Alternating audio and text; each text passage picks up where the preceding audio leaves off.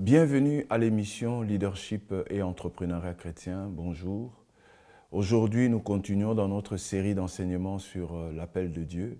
La dernière fois, nous avons parlé de l'appel général et aujourd'hui, nous continuons avec l'appel particulier. Alors, pour tous ceux qui n'ont pas encore suivi la première vidéo, j'aimerais vous envoyer à la première vidéo pour que vous puissiez continuer avec la deuxième vidéo. Comme je disais, aujourd'hui, nous allons parler de l'appel particulier. Alors, qu'est-ce que nous entendons par l'appel particulier? L'appel particulier, c'est l'appel que Dieu adresse à toutes les personnes qui sont nées de nouveau et qui ont reçu le Saint-Esprit. Toutes les personnes qui ont reçu Jésus comme Seigneur et Sauveur de leur vie, Dieu leur adresse un deuxième appel et ce deuxième appel, c'est ce qu'on appelle l'appel particulier. L'appel particulier, c'est l'appel au service, c'est l'appel au ministère et c'est l'appel au sacerdoce. Parce que nous disons que si nous sommes sauvés, si Dieu nous a sauvés, il nous a sauvés pour le servir. Il est vrai que Dieu ne nous a pas seulement sauvés pour que nous puissions le servir, mais Dieu nous a sauvés aussi pour que nous soyons avec lui, pour que nous soyons dans cette communion, dans cette intimité, dans cette relation avec lui. Mais nous sommes aussi appelés à servir Dieu. Et c'est ce que l'apôtre Paul nous dit dans l'épître des Éphésiens, chapitre 2, verset 10, il est dit « Car nous sommes son ouvrage, ayant été créés en Jésus-Christ pour de bonnes œuvres que Dieu a préparées d'avance afin que nous les pratiquions. » L'apôtre Paul dit que nous sommes l'ouvrage de Dieu. Et cet ouvrage que nous sommes, est en Jésus-Christ.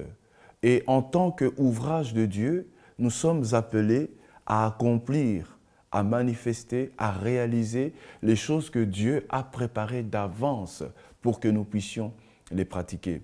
Et lorsque nous manifestons ces choses, lorsque nous pratiquons ces choses, nous servons Dieu. Nous servons Dieu au travers de pratiques que nous faisons de ceux que lui, il a préparés d'avance.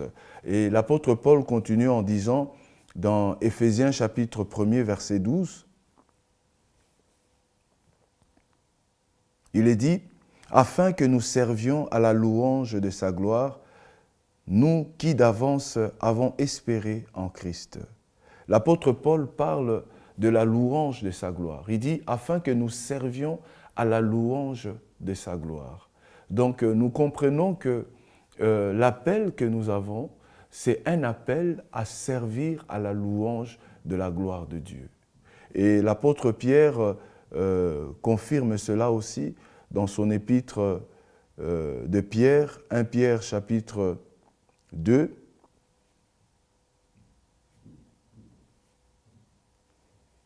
verset 9, il est dit « Vous, au contraire, vous êtes une race élue, un sacerdoce royal, une nation sainte, un peuple acquis, afin que vous annonciez les vertus de celui qui vous a appelé des ténèbres à son admirable lumière. » L'apôtre Pierre dit que nous sommes une race élue, un sacerdoce royal et une nation sainte.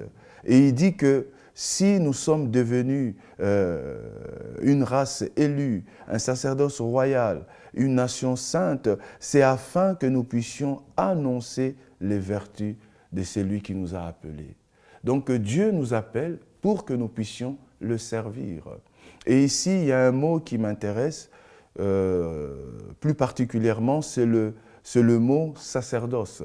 Alors le sacerdoce, c'est le service qui était fait dans la maison de Dieu.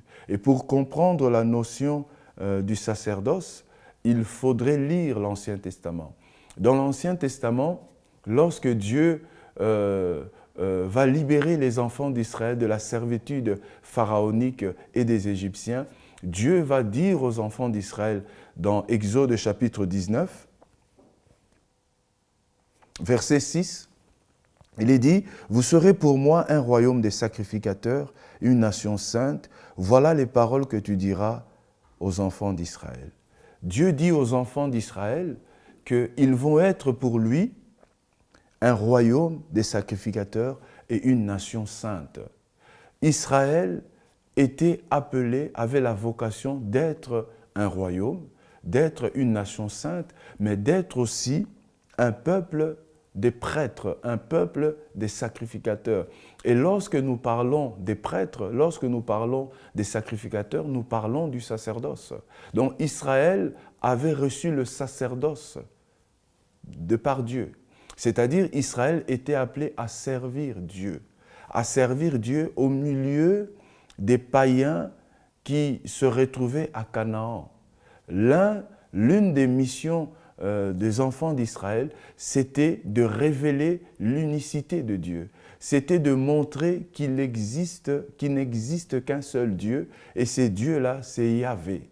Ça, c'était l'appel que Israël avait reçu, de célébrer Dieu et d'être les ambassadeurs de Dieu auprès de peuples païens.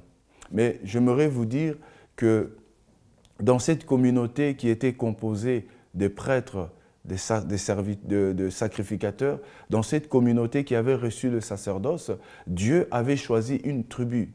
Et la tribu que Dieu avait choisie, c'était la tribu des Lévites. Lévi avait reçu la charge d'exercer le ministère, avait reçu la charge d'exercer le sacerdoce. Lévi a été le représentant de Dieu vers le peuple, et il était le représentant du peuple vers Dieu. Donc, on comprend ici que de la même manière que Israël avait reçu la vocation d'être un peuple de prêtres, un peuple de sacrificateurs, avait reçu le sacerdoce, de la même manière, nous qui avons répondu à l'appel général, à l'appel du salut, Dieu nous demande aussi à être ce peuple-là qui va exercer le sacerdoce. Voilà pourquoi dans le milieu des théologiens, il y a une expression qui revient souvent, qui parle de le sacerdoce universel. Le sacerdoce universel veut dire que tous les croyants, tous les chrétiens, tout enfant de Dieu est appelé à servir Dieu. Ça veut dire que dans l'Église de Dieu, il n'y a pas d'un côté le clergé et de l'autre côté des laïcs. Dans l'Église de Dieu, tous sont des prêtres, tous sont des serviteurs, tous sont des prêtres. Donc, dans l'Église de Dieu, il n'y a que des acteurs, il n'y a que des serviteurs, il n'y a que des servantes. Et voilà en fait l'appel particulier. L'appel particulier, c'est l'appel au ministère, c'est l'appel au service et c'est l'appel au sacerdoce. Moi, en tant que pasteur, je reconnais qu'à l'Église, il y a beaucoup de travail à faire. Et voilà pourquoi les chrétiens, les frères, les sœurs doivent comprendre que si ils ont été appelés par Dieu, ils n'ont pas été appelés par Dieu pour venir assister au culte seulement, pour venir au culte comme des spectateurs, mais ils sont appelés à être des acteurs dans l'Église. Parce que dans l'Église, nous avons tous reçu des dons, nous avons tous reçu des talents. Et ces dons, ces talents que nous avons reçus, nous devons le mettre au profit, nous devons le mettre à la contribution de l'Église. Et nous le mettons au profit et à la contribution de l'Église lorsque nous servons, parce que nous sommes appelés à servir. Et j'aime assez la comparaison que l'apôtre Paul fait de l'Église. L'apôtre Paul compare l'Église à un corps humain. Il dit de la même manière que le corps humain, pour se développer, pour s'épanouir, pour grandir, a besoin de l'assistance, a besoin de la coopération de tous les membres du corps. Et c'est de la même manière aussi que l'Église de Dieu a besoin de ses membres pour qu'elle puisse évoluer, pour qu'elle puisse grandir. C'est pour dire qu'un chrétien qui ne comprend pas qu'il est appelé à servir Dieu dans l'Église, il est appelé à contribuer pour le développement, l'épanouissement de l'Église, eh bien, ce chrétien-là, s'il ne comprend pas et s'il ne sert pas, eh bien, c'est un chrétien qui ne fait pas bien. C'est un chrétien qui est en train de détruire l'Église de Dieu. Donc, vous qui me suivez, vous dites par exemple que moi, je ne suis pas appelé à servir Dieu, le service, c'est le pasteur, le service, c'est le diacre, le service, c'est l'ancien. Moi, je viens juste à l'église pour assister au culte et pour écouter la parole.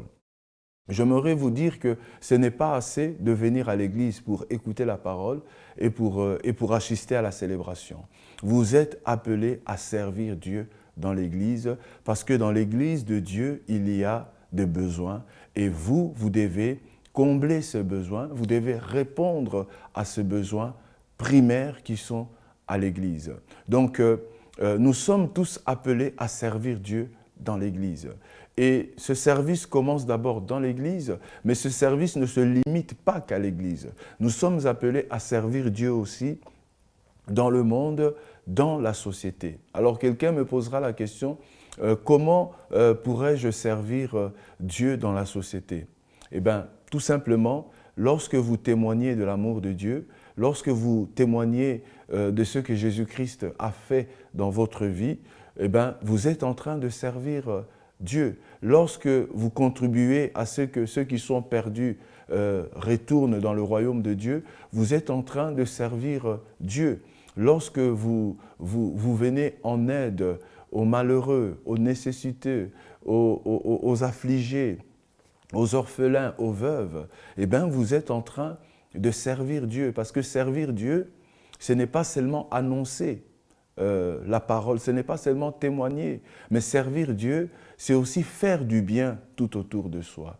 Donc, dans cette vidéo, je voulais voir avec vous que le service de Dieu, dans cette vidéo, je voulais voir avec vous que le deuxième appel, c'est l'appel particulier. Et l'appel particulier, c'est l'appel au service dans la maison de Dieu, mais aussi au service dans la société où nous évoluons. Voilà, si vous avez aimé cette vidéo, veuillez la partager tout autour de vous. Si vous avez des commentaires, veuillez mettre vos commentaires. Et si vous avez des questions à me poser, veuillez me les poser aux coordonnées qui s'affichent au bas de vos écrans. Que le Seigneur vous bénisse. À bientôt. Bye bye.